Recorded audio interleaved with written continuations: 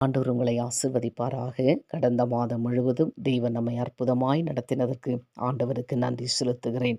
இந்த மாதத்தில் கூட தேவன் நம்மை ஆசீர்வாதமாக நடத்தப் போகிறார்.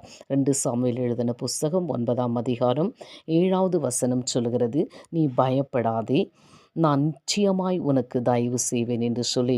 ஆம், எனக்கு அன்பானவர்களே, அநேகர் இந்த மாதத்தில் விசேஷமாக பிள்ளைகளுக்கு எப்படி ஃபீஸ் கட்டுவது என்று சொல்லி அங்கலாய்த்து ஜெபித்து கொண்டிருக்கலாம்.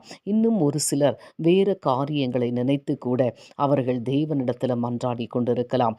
ஆண்டவருடைய வார்த்தை சொல்கிறது, நீ பயப்படாதே, நான் நிச்சயமாய் உனக்கு தயவு செய்து உன் தேவைகளை சந்தித்து உன்னை கரம் பிடித்து நடத்துவேன் என்று சொல்லி. எப்படி யோனத்தானுக்கு தாவீதின் கண்களில் தயவு கிடைத்ததோ அதே போல ஆண்டவராகிய கிறிஸ்துவின் கண்களில் நமக்கு கூட தயவு கிடைத்து நம்முடைய தேவைகளை சந்தித்து இந்த மாதம் முழுவதும் ஆசீர்வாதமாக நம்மை கரம் பிடித்து ஆண்டவர் நடத்துவார். God bless you.